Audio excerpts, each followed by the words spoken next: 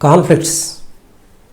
Conflict is a serious disagreement or argument for a protracted period.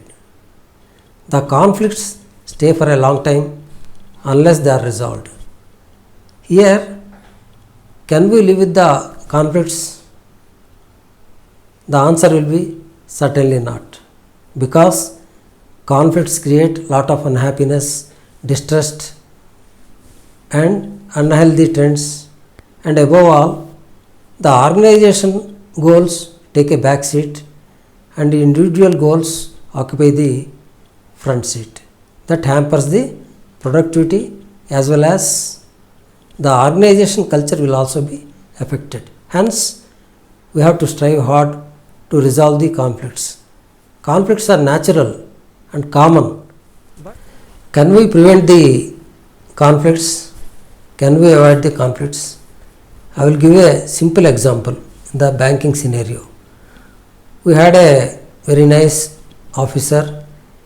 He was a fast worker, used to dispose of the work very quickly. But customers used to have a grouse against him because the way he had his body language. So he used to receive the passbook like this, update it, and used to keep it like that on the counter. Sometimes the passbook used to slide a little away from the customer. Then customer or the other many customers used to feel that he is doing a disservice and is very arrogant. They used to complain against him, and I have called the officer and explained him that body language carries more weight than the verbal language. You can as well take like this and update it and give it. When you have an eye contact with the customer, or when you are looking at the customer, even if the passbooks or the instrument slides a little away also, they will not feel. So this is a simple example. And another example in the family scenario. So today is the birthday of your spouse, but in the morning you wake up and gets engaged with the Facebook, giving the or greeting the many people for their birthdays or marriage anniversaries, but you forget it. Then you automatically, there is a conflict with your spouse, and the incidents go back to the marriage days also, and all the unhappy incidents will be brought out immediately within 4 or 5 minutes, and it may become a huge conflict also unless you act immediately. The sources of conflicts may be many. Sometimes you do not define the job roles of the employees and expect everything from them. Sometimes you may be defining the job role but expects a lot from them. That creates a potential conflict. Resources may be limited. You may be staff-starved, or employee strength is very less compared to the workload.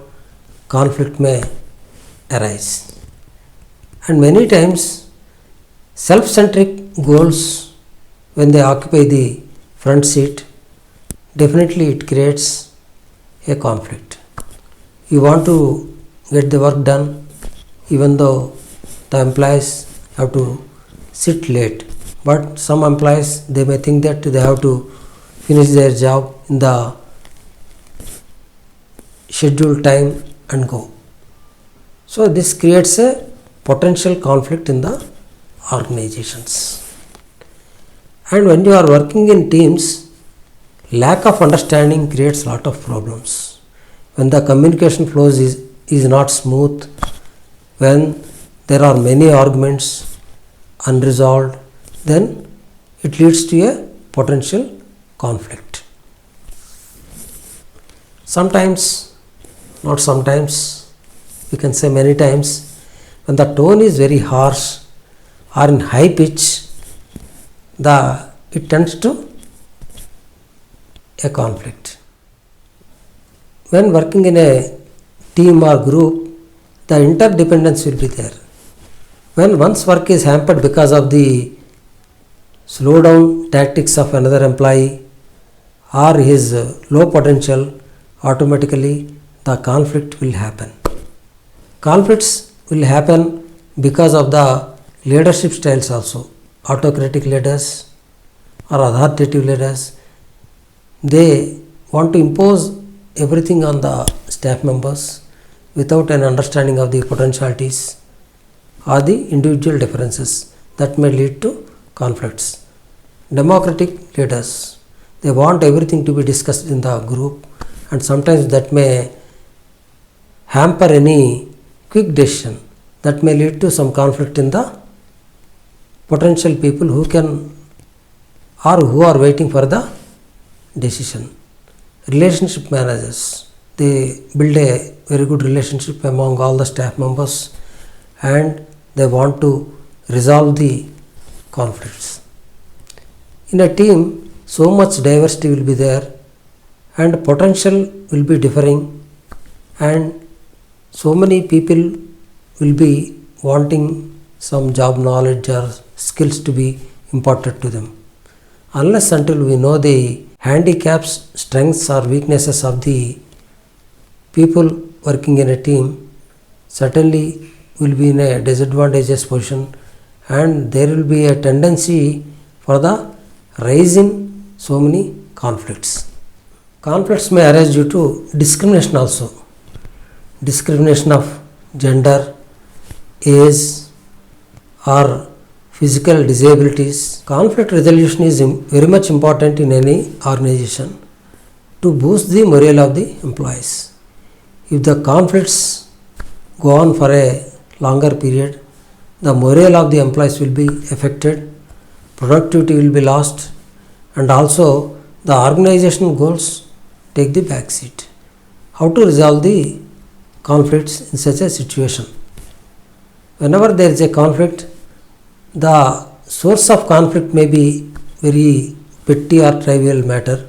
You pay attention to the other party, actively listen to them, pay your undivided attention to the problem, even though you may be knowing the problem. Do not interrupt while they are expressing their intent or the matter. Listen carefully, comprehend it, and in the end you pose relevant questions. Do not hurt their sentiments or egos. Understand the genuine perspective and try to resolve the conflict. Sometimes when we pay a lot of attention to the other person, that builds lot of trust on us. That will resolve the conflict. Everybody wants to work in a happy environment, and whenever they want to enter the office, they want a happy, peaceful environment. Whenever the staff members require support, you support them, handhold them, mentor them, and do not have an impression that they are avoiding the work. If they are actually avoiding the work, have a discussion with them in a pleasant manner, and definitely they will understand.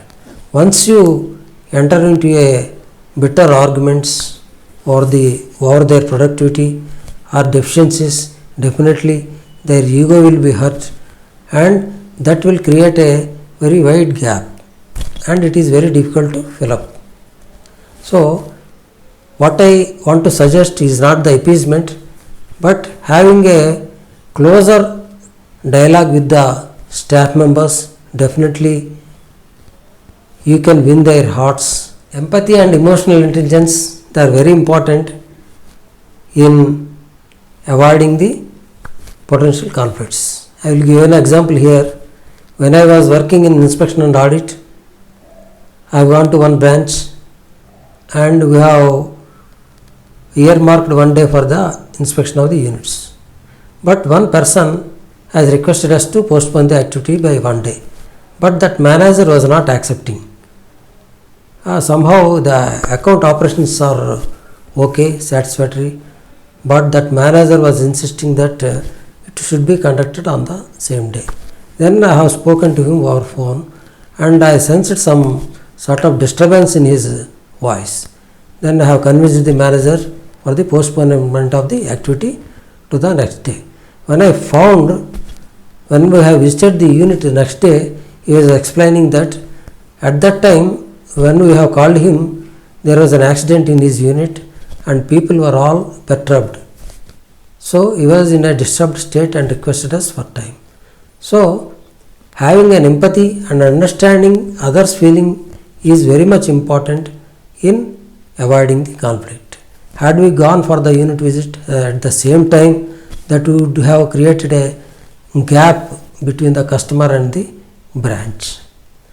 So always try to understand the genuine perspective and do not have an assumption or judgmental behavior. When you have a conflict with somebody, do not entertain any animosity against that particular person.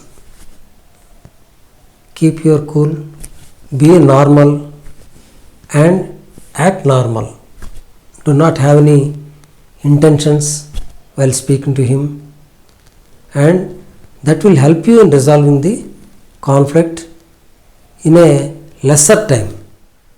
Forgiving is very important in conflict resolution. You may be having a conflict with a person, but do not nurture the ill feeling against him.